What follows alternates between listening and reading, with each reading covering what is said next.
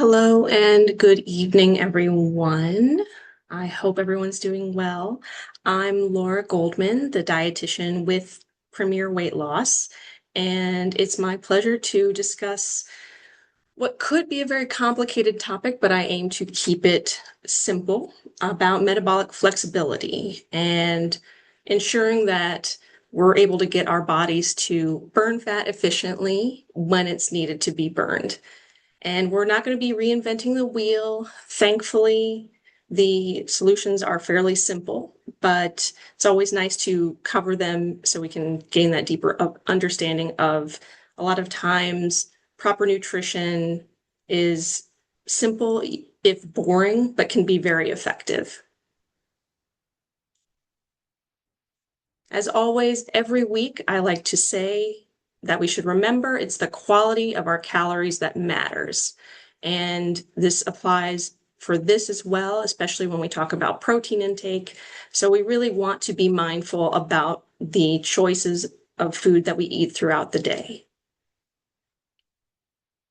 What we'll be covering, of course, is what metabolic flexibility means, since it's sort of almost an amorphous term for many people, what the impacts on our metabolic flexibility are with nutrition, physical activity, and sleep. I do have a couple challenges for the week for you to give a try, and I will leave it open for questions at the end if you have any. Feel free to hit that question button at the bottom left hand of your screen, and I'll be happy to answer them about this topic or any other nutrition-related topic. First and foremost, topic at hand, what is metabolic flexibility? What does that mean? And very simply, it is how well our bodies can switch between burning carbohydrates or fat for energy. And so we want to be burning carbohydrates after we've eaten, of course, for our meal. And we also want to be able to burn it when we're active.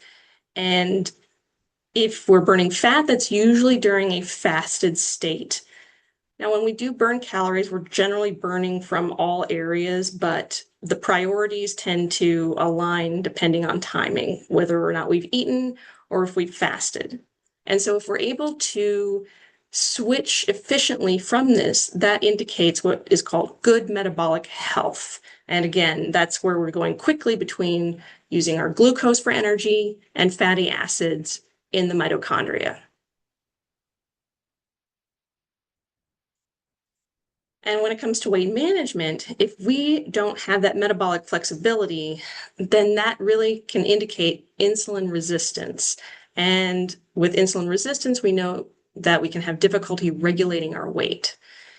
When you think about it, if we're not metabolically flexible after you eat, if our blood sugar rises and stays elevated, that means that we're not having that insulin get responded to, because the insulin the insulin is released when we've eaten something carby and after we've eaten.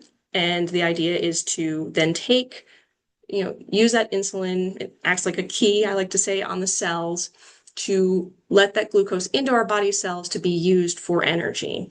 But if we're having insulin resistance, then we're not really able to effectively burn those carbohydrates. I also did read a little bit when I was investigating metabolic flexibility and how to explain it. I had the idea or the visualization of mitochondria almost having a roadblock or a jam of carbohydrates not being able to be burned, and sort of a little traffic jam there. And we've got that elevated blood sugars and sort of that cascade of events, which I know we're all trying to avoid. And where do the GLP-1s fit into all of this, since we're discussing this? And I think it's very important to emphasize that GLP-1 medications can help with weight loss, clearly, but they are not designed to specifically focus on fat loss. In fact, some people are very concerned that it's muscle mass, and people will claim that these medications actually cause us to lose muscle. That's really not quite the most accurate statement, because any calorie-restricted dietary intervention can happen this way. So if you just choose, which would be very hard, to eat 1,000 calories or less, you will most likely lose muscle mass more than you should. There will always be a little element of some muscle mass loss, but when we want to aim with fat loss, we really want to focus on doing the correct habits with our protein intake, which can help preserve muscle mass. And also, muscle mass is very important for our metabolism. So if we can keep it maintained with good habits for our physical activity and for the protein intake, then that will help us focus further on that fat loss and not the muscle loss. And I hope I explained that pretty well. So how can we support the metabolic flexibility, support our fat loss, and support our muscle mass? There's really three pillars here, and it's nutrition, movement, and adequate sleep. So again, this isn't reinventing the wheel. These come across as very simple, but we'll dive into each one of them here. So when it comes to nutrition, I'm really just going to focus on protein right now. All the other foods also matter, but it is about focusing on getting enough protein throughout the day. So you don't want to have all of it all at once. You don't want to just gorge on protein in one sitting. It's more effective if you're having it throughout the day. And the amount that you may need throughout the day can vary. It's usually 0.8. I hardly ever recommend for most people, but that's the minimum grams, up to 1.6 grams per kilogram. And some people do end up going even higher, depending. But that's really the general focus. And it is grams per kilogram, not grams per pound. So there is a little difference there. But protein, what good is it without a little bit of resistance training? There is value in it, of course, but getting in that resistance training as well can lead to the building of muscle mass, which is a metabolically active tissue. And I say time and time again to many people, your muscle is your metabolism. So as you're losing weight, if you can maintain that muscle, then you'll be able to maintain a higher running metabolism than if you just lost weight and muscle. And that means, I'll just mention here as an aside, when your metabolism slows down, if you've lost a bunch of muscle, then that can also make weight regain easier because your body will require fewer calories to gain that weight back. So we do want to keep that fire burning as much as possible. So the second part of this, where we have our protein here, what can help with that as well, and that's movement. So aerobic activity, which isn't really considered resistance training, but also important, can increase our mitochondrial function, its efficiency, and its capacity to burn fat. And aerobic exercise does not have to be where we are out of breath. It doesn't have to be biking. It can be very simple walking or stair climbing. If you like jump roping, it's really what fits for you. And it's important that you find something that you enjoy, because otherwise you won't want to do it. Resistance training, as we touched on slightly, that's where you can really help preserve and build that muscle. And then that can help make that metabolic flexibility possible as well. And then one that I think used to surprise people and maybe not so surprising anymore is getting in adequate sleep. Poor sleep can really impair our body's ability to process and use glucose efficiently. And you may have noticed that there tends to be more cravings for the sugary or carby foods during the day, especially the day after a poor night's sleep. And from all this, we've also seen that people can develop more insulin resistance when they're not sleeping very well. The good news is this can be reversed. There was a study that demonstrated, this was among a few men, where after 6 months of having, I suppose the description was sort of lifestyle-based poor sleep, where they were getting, I think, 6 hours or less, they had insulin resistance. But when they would have a weekend, so a Friday, Saturday, or Sunday, 3 nights essentially of catch-up sleep, where it would be about 10 hours per night, they saw an improvement in insulin sensitivity.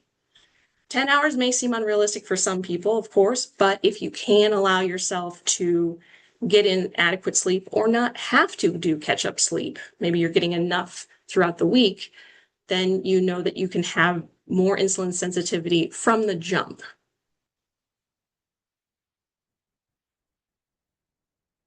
So now we've touched on those 3 pillars. There are 2 challenges that touch on a couple of these. I didn't give a sleep challenge here, but I do challenge you to get in adequate sleep.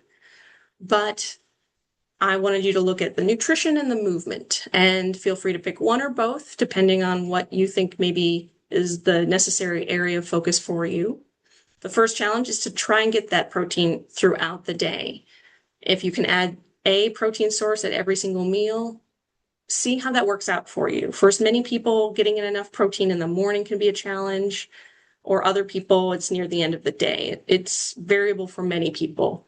So try and see what works and what's easy for you, but also look at what's been the challenge. And if you have particular meals that are challenging, you can always reach out to myself or some of the Premier Weight Loss staff, and we can give some suggestions that work out. And the second challenge is trying to find some moments to get movement in your day. And it can seem a bit challenging at first, especially if it's not something we've made a priority. And I do think movement tends to be the lower priority for many of us, but aim to get in 20 to 30 minutes of walking or other cardio activity at least twice this week. Maybe you even want to divide it up into 10-minute sessions so that you're doing it 4 times, 10 minutes 4 times a week, if that's a little easier for you.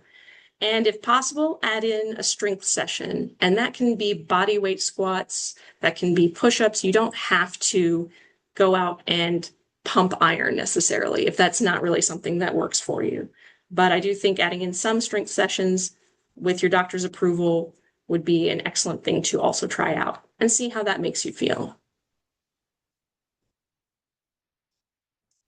So to put all this together and tie it up in a pretty little package, just know that metabolic flexibility is the sign or the description of our efficiency of how we're burning energy, which is very helpful for weight maintenance.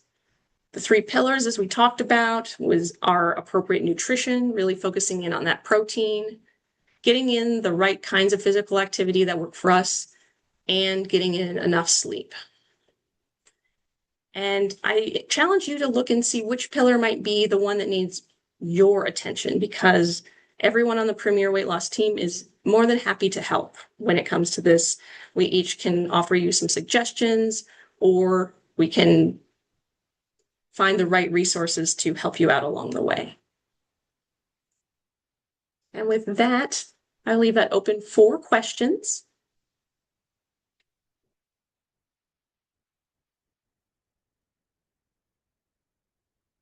All right. Well, I hope you all have a wonderful evening, and I look forward to seeing you in the next one. Bye.